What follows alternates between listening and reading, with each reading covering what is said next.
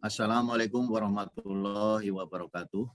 Waalaikumsalam warahmatullahi wabarakatuh.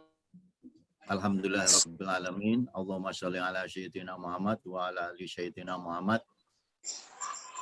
Puji syukur kita panjatkan kehadirat Tuhan Yang Maha Esa yang telah memberikan nikmat kepada kita sekalian, sehingga kita pada kesempatan kali ini kita bisa melanjutkan aktivitas kita, terutama di dalam kegiatan BIMTEK kurikulum SMK Pusat Keunggulan.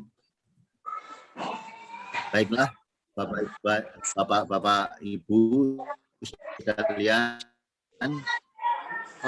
semuanya sehat dan siap menerima materi.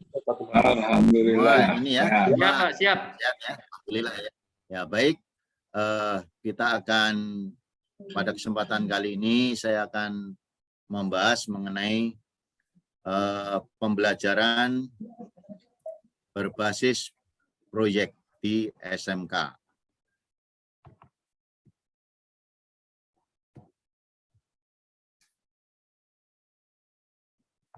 Nah, akan kita awali apakah yang dimaksud dengan pembelajaran berbasis proyek ya. Ini yang akan kita jadikan pokok bahasan pada kesempatan kali ini. Bukan pembelajaran berbasis proyek di kelas yang diampu. Barangkali mungkin sekolah Bapak Ibu saat ini ada yang sudah menerapkan pembelajaran berbasis proyek. Mungkin Pak Nur atau Pak Agung atau Pak Aziz, silahkan. Ada yang sudah menerapkan belum? Saya sudah, Pak. Saya sudah. Sudah ya, Pak. Kerjasama proyeknya apa itu, Pak? Kita proyeknya dengan salah satunya contoh jurusan teknik komputer jaringan, kita dengan mikrotik. Kalau desain komunikasi visual, kita dengan Jawa Pos, Pak. Jawa Pos dan TV One. Oh, jadi sudah melakukan kerjasama dengan dunia industri ya, Pak ya? Dunia usaha ya? Iya, Pak. Sejauh ini apa yang menjadi kendala jika ada, Pak? Atau lancar-lancar saja barangkali?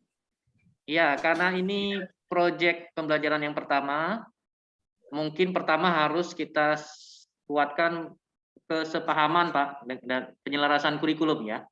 Sehingga nanti IDUKA, harapan-harapan yang dari IDUKA dan harapan dari sekolah itu bisa selaras melalui penyelarasan kurikulum. Tapi mungkin tantangan terbesar itu adalah pada kalau kita faktor di pembiayaan, Pak. Karena di pandemi kami mengundang tim ke sekolah maupun IDUKA, tentu itu ada pembiayaan. Ya, biasanya anak-anak yang ke PKL, maka kami menggunakan pembelajaran berbasis proyek sambil PKL di sekolah. Ya, memang ada konsekuensi biaya, Pak. Tapi ini memang bagian dari konsekuensi yang harus kita lakukan agar anak-anak kita tidak terlalu ketinggalan jauh. Jadi kemarin itu karena pandemi dan seringnya anak kurang maksimal dengan bahkan tidak ada PKL, Pak. Maka alhamdulillah tahun ini kita sudah 1 bulan PKL dengan IDUKA dan langsung dosen tamu menerapkan proyek berbasis pembelajaran berbasis proyek. Demikian, Pak. Baik, terima kasih informasinya. Ini mungkin nanti bisa dijadikan untuk bahan masukan bagi sekolah-sekolah yang lain. Bagaimana dengan di sekolah Pak Nur? Ya, sudah dilaksanakan pembelajaran berbasis proyek?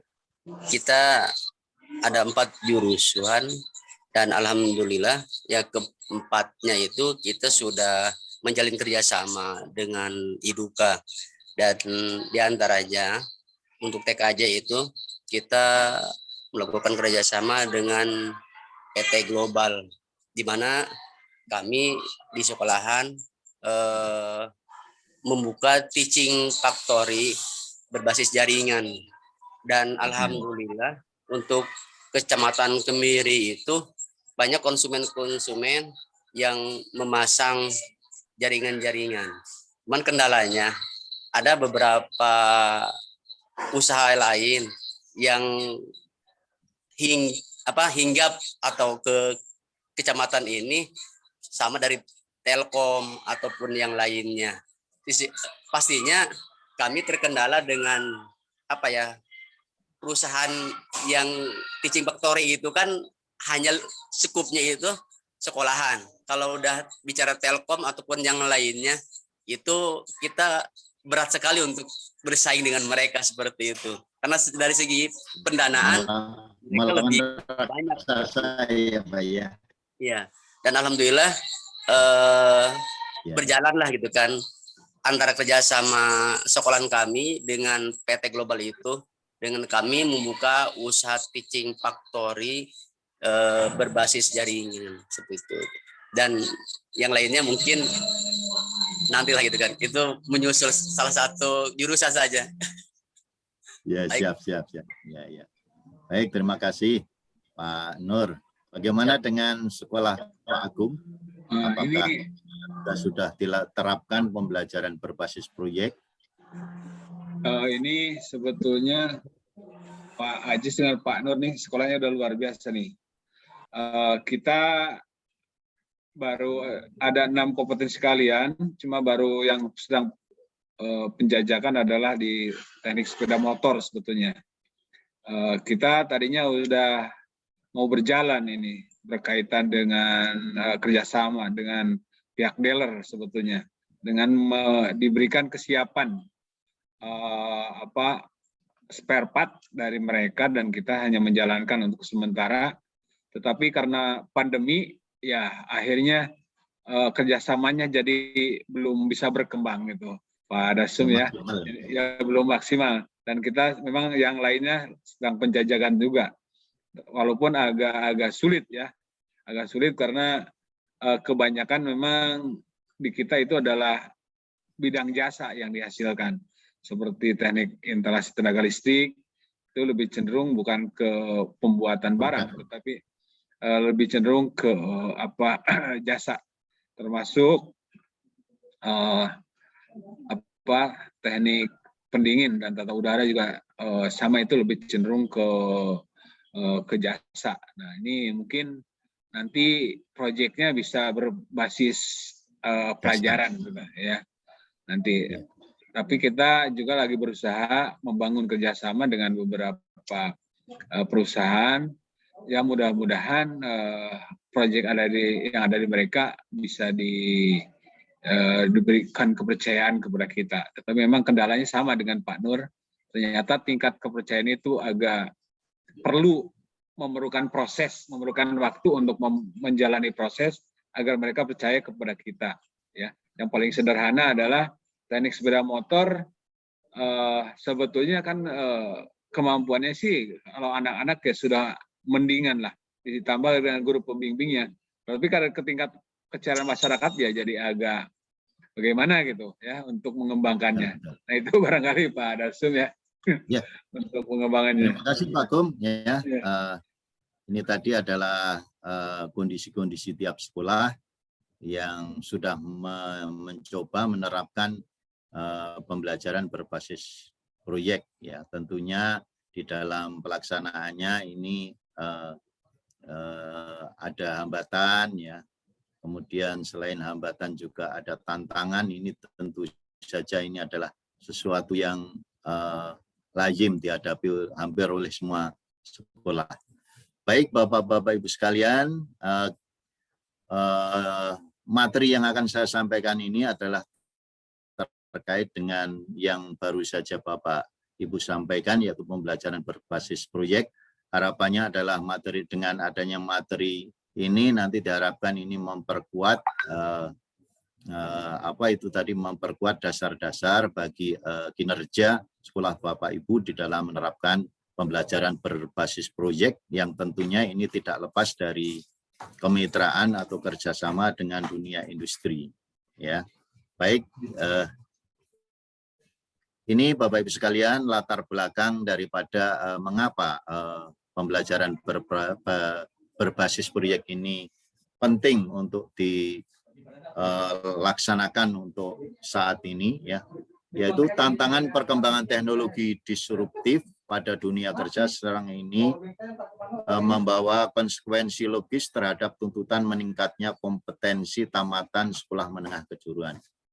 Jadi di tengah industri 4.0 di mana peran teknologi informasi digital ini sangat besar, ya. Ini memberikan dampak sekaligus tantangan bagi peserta didik kita bagaimana ke depannya, ya, agar mampu memiliki kompetensi kemudian mampu bersaing di tengah di tengah persaingan yang semakin ketat. Nah, kemudian ada langkah-langkah yang diambil oleh pihak berwenang, tentunya ini Direktorat Jenderal Pendidikan Vokasi dan juga Kemendikbud Riset, ya, ini dengan mencetuskan kurikulum SMK Pusat Keunggulan ini.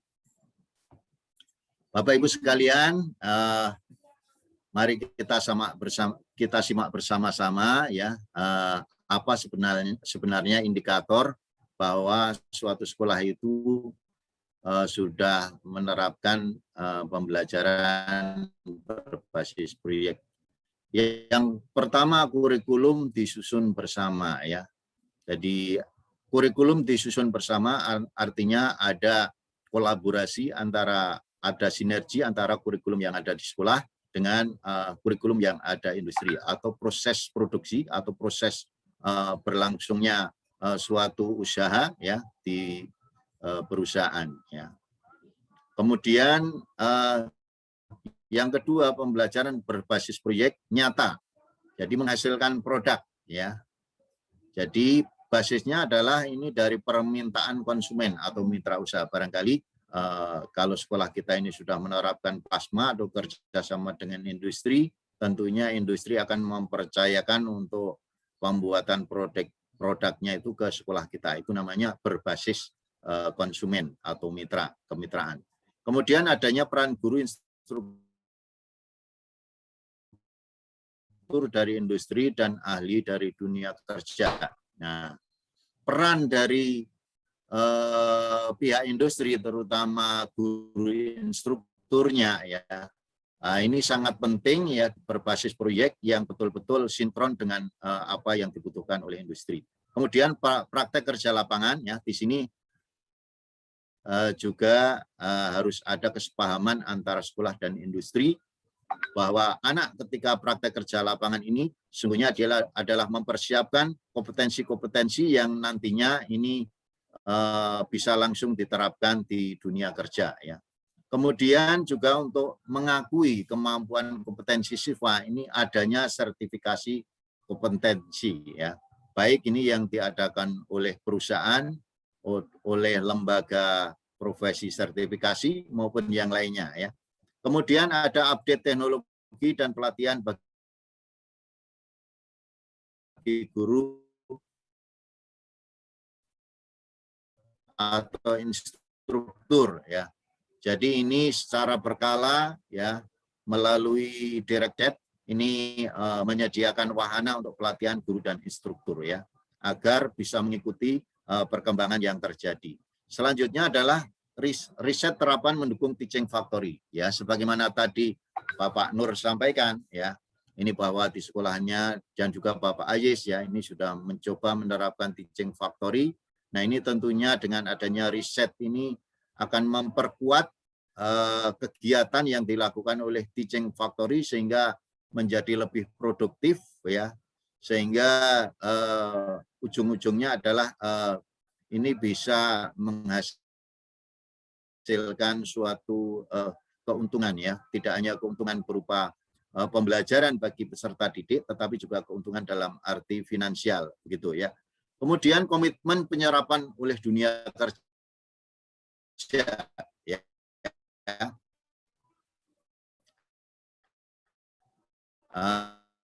Artinya apa? Ini artinya ketika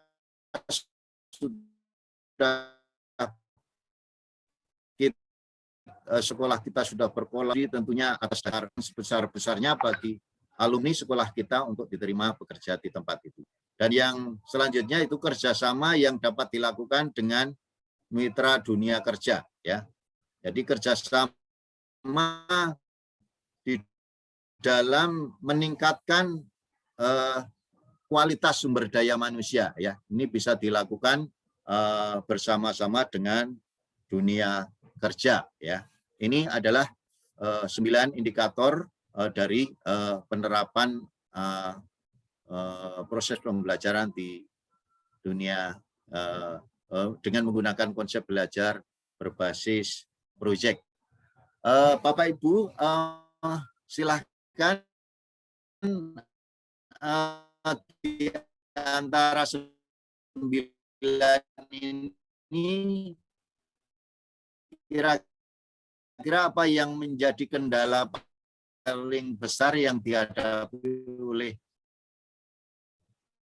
sekolah Bapak Ibu, kemudian mungkin Pak di antara 9 poin ini, karena ini merupakan indikator sebuah proses pembelajaran yang mengindikasikan bahwa sekolah itu menerapkan pembelajaran berbasis proyek, maka dari 9 ini kira-kira apa yang menjadi kendala terbesar dan bagaimana sejauh ini solusinya.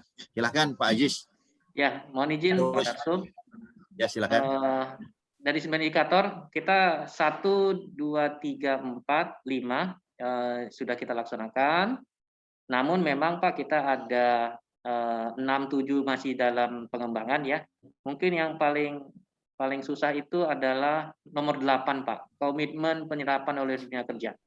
Contohnya untuk Jawa Pos aja, kita sudah melaksanakan 2 tahun. Alhamdulillah untuk penyerapannya 1 siswa. Jadi memang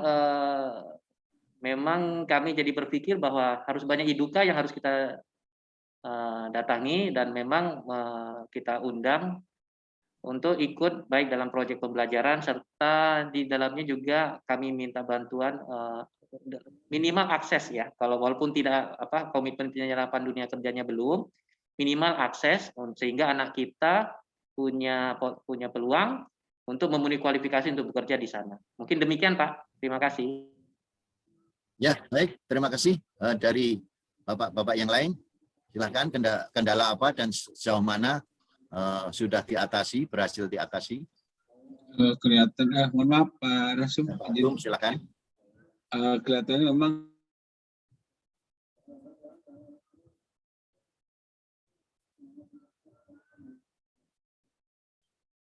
disusun, kelihatannya ya ada kerjasama lah.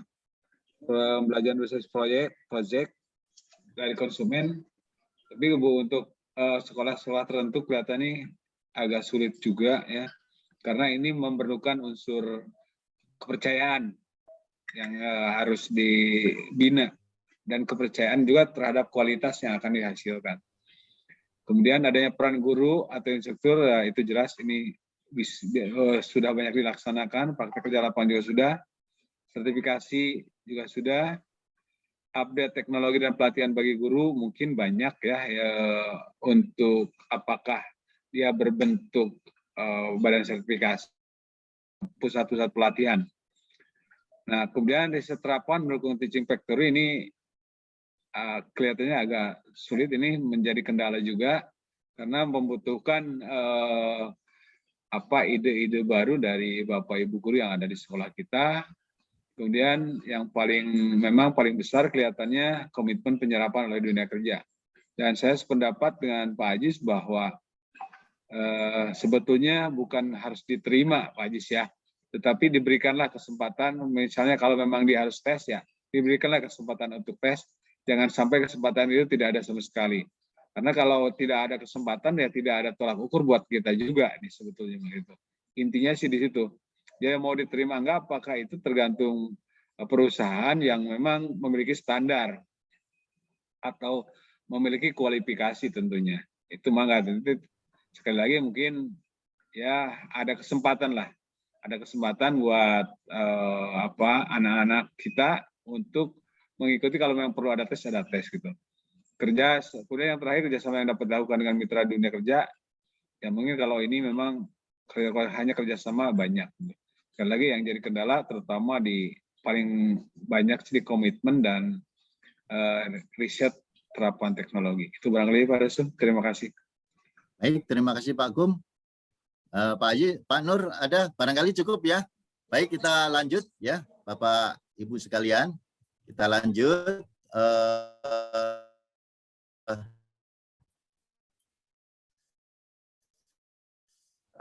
Manfaat ya kita menyelenggarakan pembelajaran berbasis proyek.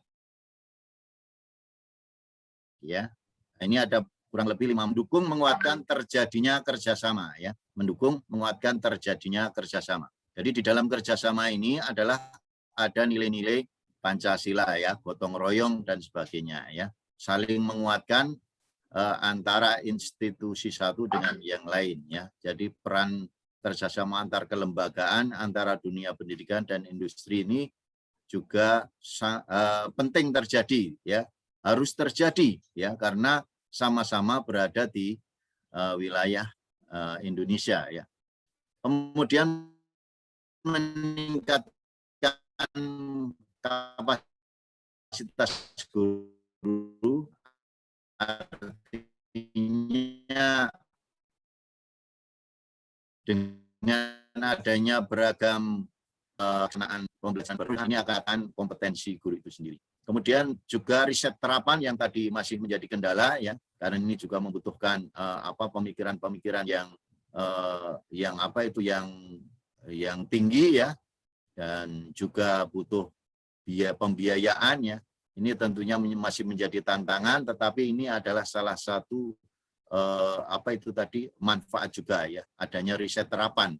Jadi proses dari A sampai Z di dalam proses pelaksanaan berbasis proyek ini bisa diriset ya untuk perbaikan di kemudian hari. Yang keempat adalah meningkatkan kepercayaan dunia kerja untuk menyerap tamatan SMK.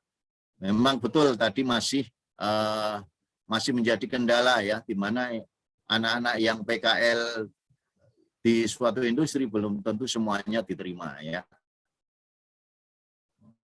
Itu harapannya ke depan nggak seperti itu ya, dengan diterapkannya peningkatan karakter ya, ditingkatkan antara hard skill dan soft depan hingga atau trust ya, sehingga meningkatkan kerjasama dukungan dunia usaha kepada SMK. Nah, trust ini yang saat ini barangkali masih belum sepenuhnya diberikan oleh pihak industri kepada sekolah. Ini menjadi tantangan bagi setiap sekolah yang ingin sekolahnya maju ya, menjadi pusat keunggulan.